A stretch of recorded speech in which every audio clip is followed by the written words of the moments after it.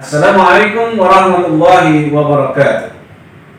Innal hamdalillah nahmaduhu wa nasta'inuhu wa nastaghfiruhu wa na'udzu billahi min shururi anfusina wa min sayyiati a'malina may yahdihillahu fala mudilla lahu wa may yudlil fala hadiya lahu.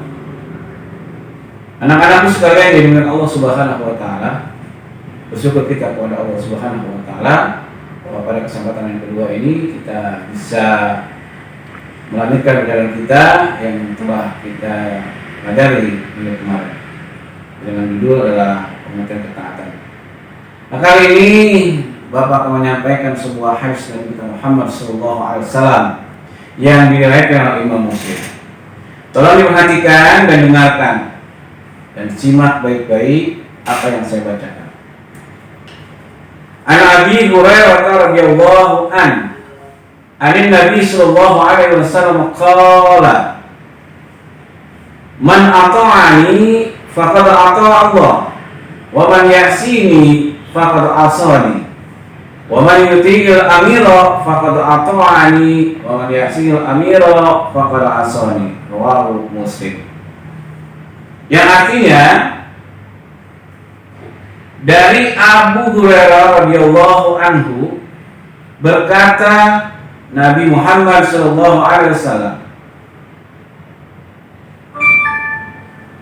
barang siapa menaatiku atau menaati Rasulullah atau Nabi kita Muhammad SAW, sungguh dia telah mentaati Allah Subhanahu wa taala.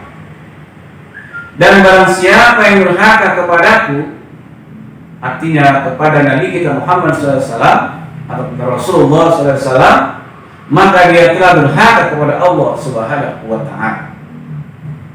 Barang siapa menaati seorang pemimpin, seorang umara, sungguh dia telah menaatiku, menaati Allah, menaati Rasulullah SAW. Dan siapa saja durhaka kepada seorang pemimpin, maka dia telah durhaka kepada Rasulullah SAW. Nah, ini diriwayatkan oleh Imam Muslim. Apa isi dari hadis tadi yang dapat kita pelajari? Yang pertama adalah hadis ini menegaskan kepada setiap seorang muslim agar menaati, taat kepada Allah Subhanahu wa taala, taat kepada Rasulullah SAW dan kepada ulil amri. Apa maksud dari ulil amri? Ulil amri adalah pemimpin, penguasa yang sah dari kalangan kita. Contohnya presiden itu umaro, anggota dewan umaro, camat, lurah, RW, RT itu adalah bagian dari umaro. Nah, ketaatan kita kepada Allah Subhanahu wa taala dan Rasulnya bersifat mutlak, tidak ada namanya tawar menawar. Akan tetapi ketaatan kepada ulil amri bersifat sementara dan bersyarat. Kenapa bisa demikian? Yaitu selagi perintahnya tidak bertentangan dengan perintah Allah Subhanahu wa taala dan Rasulnya. Adapun jika perintah itu tidak sejalan dengan aturan Allah dan Rasulnya, maka tidak ada kewajiban bagi kita untuk mematuhinya, untuk mengikutinya. Ini yang harus kita pahami. Kalau pemimpin kita menjalankan hukum, perintah tidak sesuai dengan aturan-aturan yang bertentangan dengan Al-Quran dan Sunnah, maka sebagai muslim kita tidak ada kita untuk menaatinya. Anak-anak sekalian dari Allah Subhanahu wa taala, kita harus benar-benar perhatikan kita kepada Allah Subhanahu wa taala. Bagaimana batasan taat dalam kehidupan kita? Perhatikan. Yang pertama adalah ketaatan kepada semua perintah Allah dan Rasulnya bersifat mutlak dan tidak ada tawar atau pilih-pilih, karena kemaksiatan dan larangannya mengandung mudarat bahaya. Oleh karena itu, taatnya kita kepada Allah dan kepada Rasul tidak bisa kita pilih-pilih. Menjalankan perintahnya, meninggalkan larangannya. Yang kedua, ketaatan kepada ulil amri bersifat terbatas, yaitu selama perintahnya sejalan dengan perintah Allah, sejalan dengan perintah Rasulullah. Namun jika bertentangan, tidak ada kewajiban bagi kita untuk mentaati peraturan tersebut.